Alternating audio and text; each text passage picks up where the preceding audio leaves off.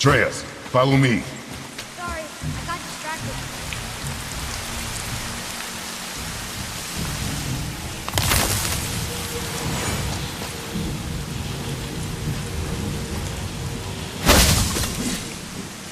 Roma!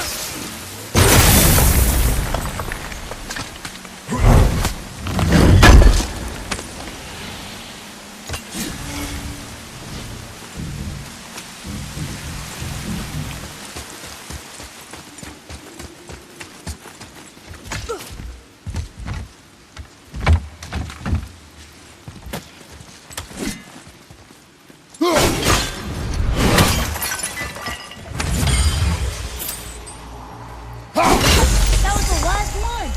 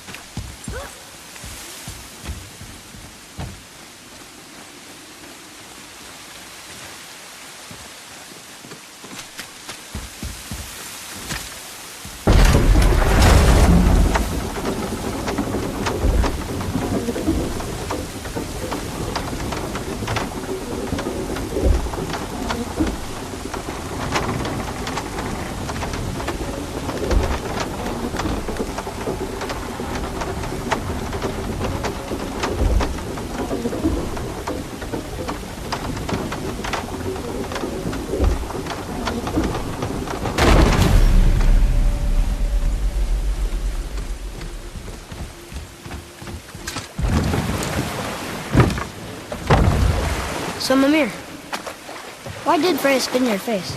No. Speak of Baldur. He claims nothing harms him. Aye, Baldur is blessed with invulnerability to all threats, physical or magical. Boasting of a god. Everyone has a weakness. Not him, I'm afraid. Baldur is blessed with invulnerability to all threats, physical or magical. You just said that, Mimir. Did I? What is the source of this power? Well, as I recall, it involved, a spell? Mimir? Parts of my brain must still be coming back to life. Just need a moment to finish waking up. Hope he's not broken.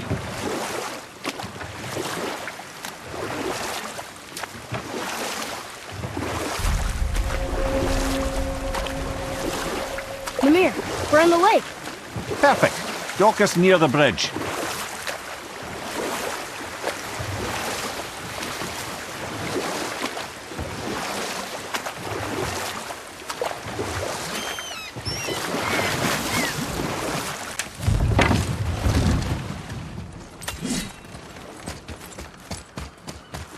Ed, how do we speak to the serpent?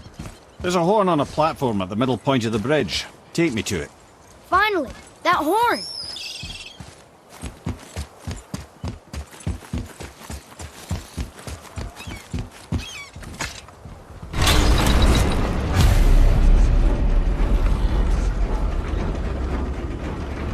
Good. Now put my lips to the horn.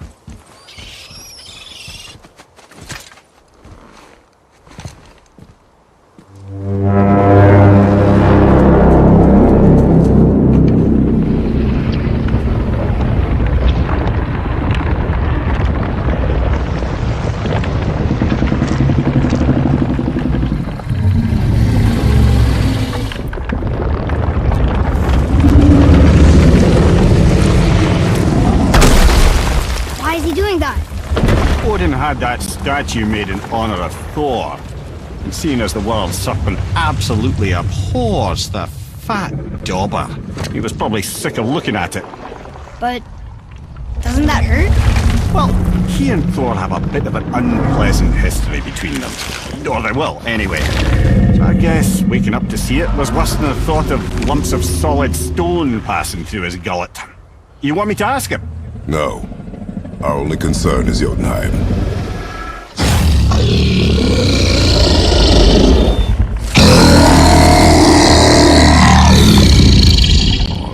Wish me luck. Ooh, ha, ha, ha. You envy me.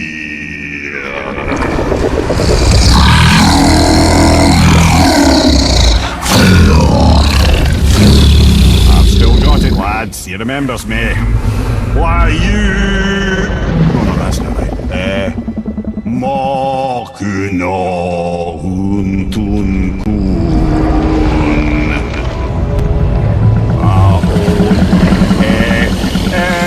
Kono tunno punora.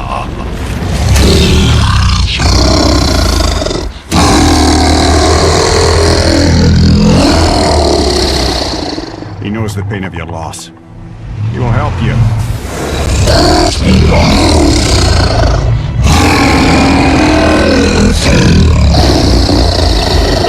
Efniun Fobur. Curious. What is it? Oh, nothing to be concerned about. What is he doing? Making sure we're headed in the right direction. Listen closely now. We need two things to get us into the land of the giants. First, we need to learn the travel rune that opens realm travel to Jotunheim.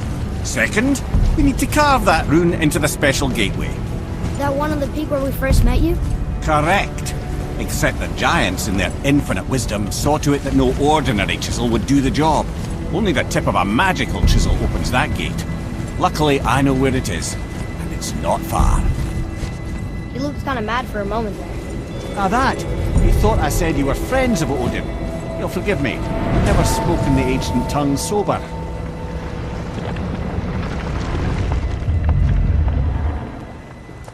Wait, look!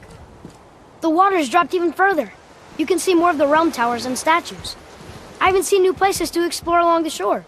Where is this chisel? Find me a boat, and we'll go from there.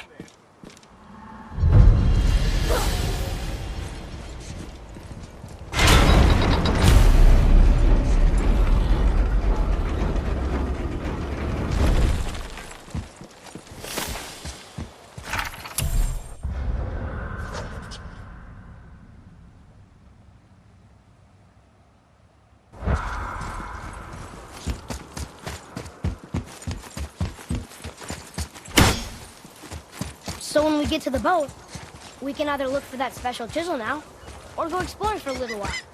I'm happy with whatever you want to do. Ugh.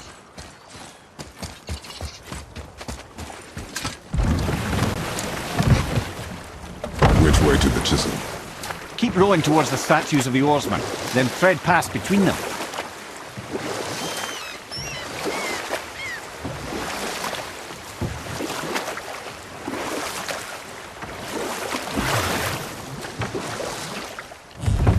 Mimir, you never did tell me why Freya spit in your face. Well, she blames me in large measure for her present circumstances, and not totally without reason. It all goes back to the long war between the Aesir and Vanir. Prior to that, wars for the Aesir were easily won, but the Vanir had proved their equal and exacted devastating damage. Both sides suffered tremendous losses, and for many of us, quite frankly, war was simply no fun anymore, but a rather senseless waste of precious life. Wouldn't you agree, brother? Precisely. Enough was enough. And at last, Odin's most brilliant advisor became determined to find a more enlightened path. He set about to broker a peace between the gods. It took some convincing, but ultimately Odin was persuaded to marry his deadliest enemy, a certain Vanir goddess, legendary not only for her fertile beauty, but her genius at the very Vanir magic that Odin had long aspired to master. Freya married Odin? What was in it for her? It was a sacrifice to protect her people, a selfless act of love. Truly, she deserves better than she got. But of course, there's more to that story.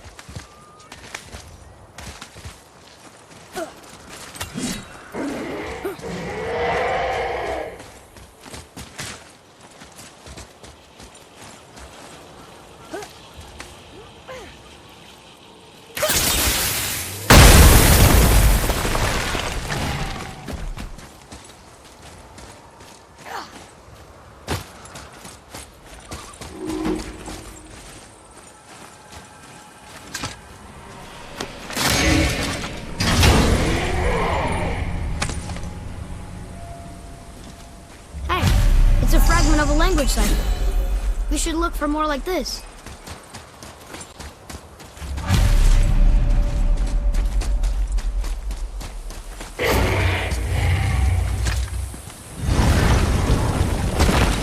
Ah, Fafnir. I always wondered what became of him. Wait, Fafnir? Like, Fafnir's storeroom Fafnir? The very one. But Sindri said he was a dwarf. He was. And now he's a dragon. Funny how life works, isn't it? He's chained up. Perhaps we should keep an eye out for binding shrines and free the poor bastard. Aye, lads?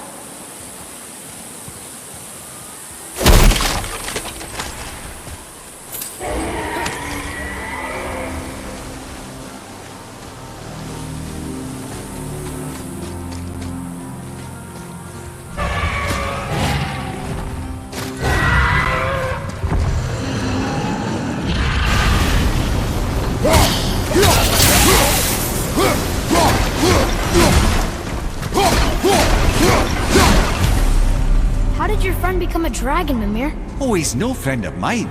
This little scrote was a constant source of annoyance amongst Aesir and Vanir alike. Then why free him? Trust the recently liberated, brother. No one deserves to be held captive like this. Even a greedy little dwarf come dragon.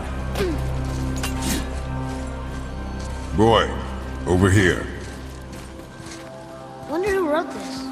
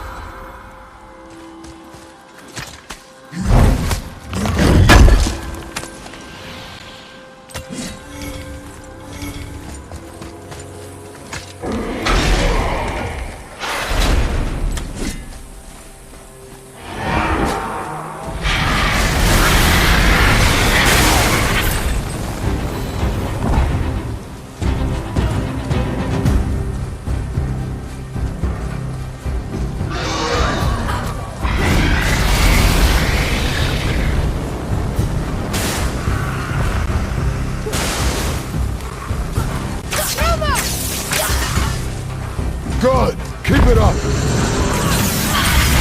Not ready!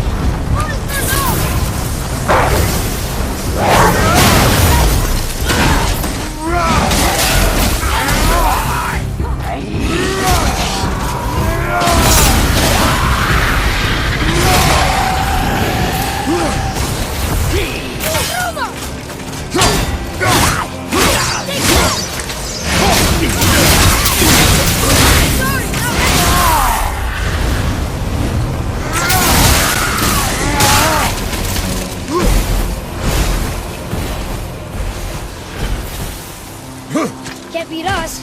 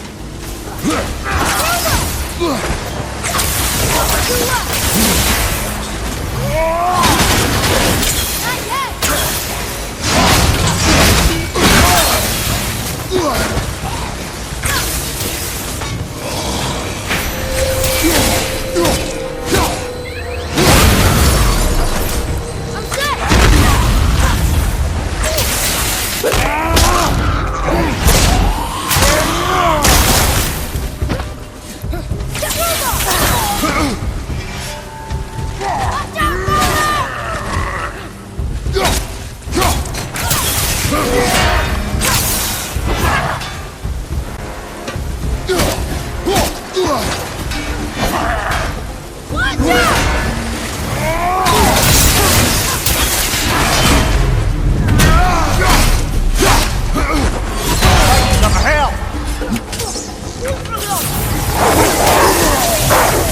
Never answered this question, Ed. How did this dwarf become a dragon?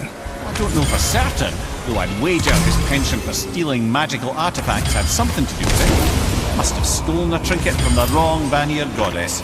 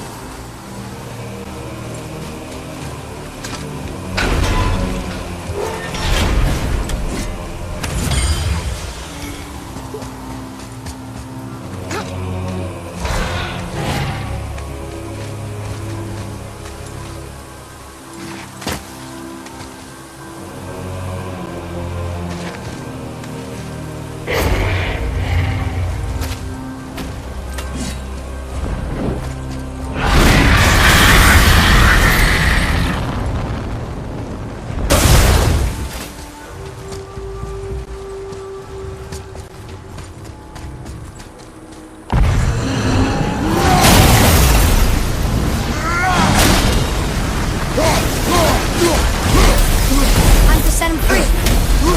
Think he'll remember you? No, lad. No, a lot's changed since we last crossed paths. Legs. Get away from him!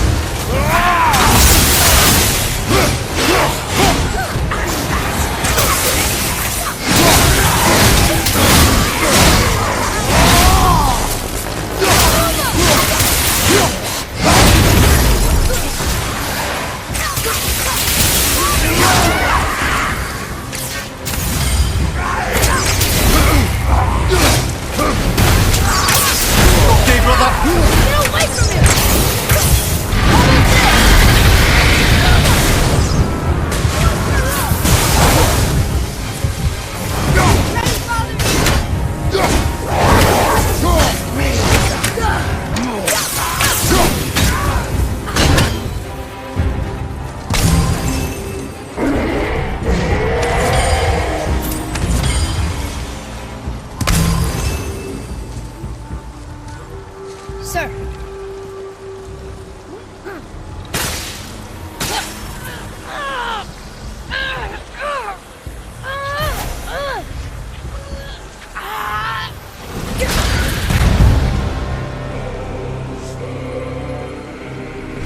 There you go, you wee little bugger.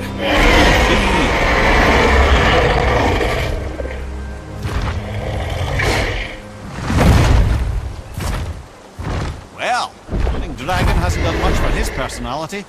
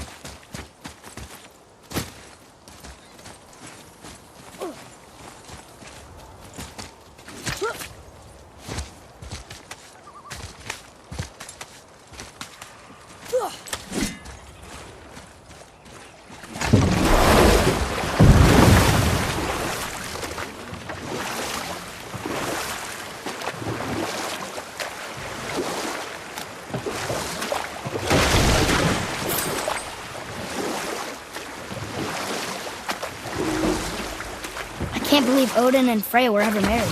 Enough. No stories. Not while on foot. Our focus is the road. Completely understand. I'll finish later, lad.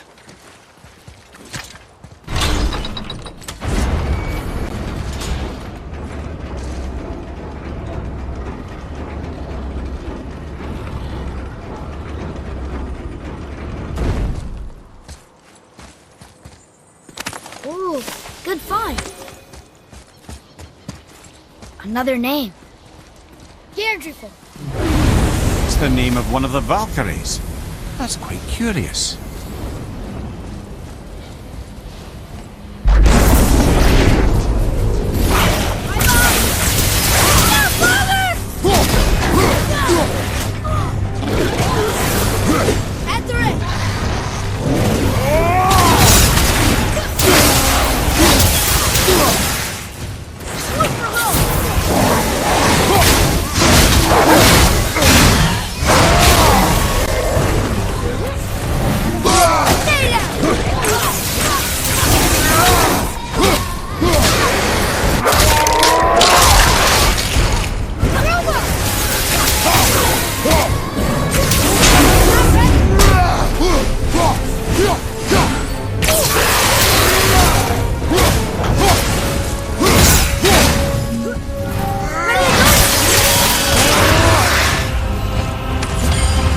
How was that? Better.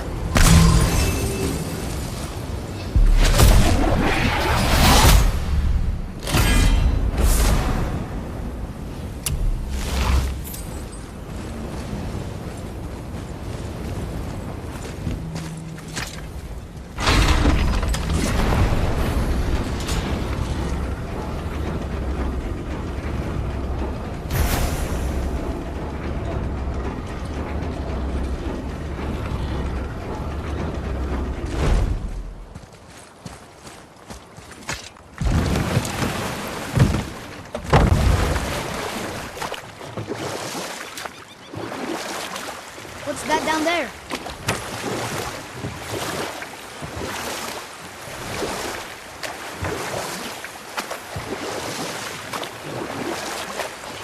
That gate.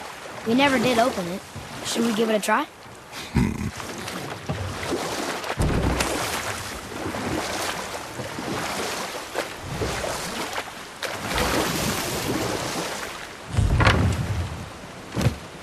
Wow, there's two of them, and they're huge.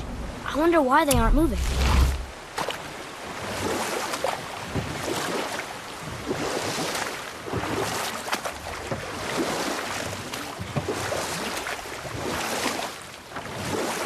I can't believe Odin and Freya were ever married. Love and hate are more closely intertwined than you might imagine. For instance, Odin hates the giants and they him. But Thor's own mother was the giantess Fjorgun, one of Odin's great loves. So Thor's half god and half giant? Weird. Once Fjorgun was gone, lonely ages passed for Odin. And as war with the Vanir raged, I could see what he really wanted beneath his bluster. And after no small amount of convincing, Freya agreed. For a while there, he really turned on the charm. He seemed happy. He seemed interested in making her happy. He granted her so many wishes I can scarcely recall them all. The peace held, and I truly believed all had worked out better than I could have planned. But Odin's true face showed itself again in the end. Oh, he won Freya's trust, and she taught him some of her Vanir magic, another choice she would live to bitterly regret. Sadly, despite his wise counsellors' best efforts to persuade him that peace was the only true path to stave off Ragnarok, Odin never let go of his obsession with Jotunheim. The taste of Vanir magic led him to new forms of experimentation and new levels of depravity.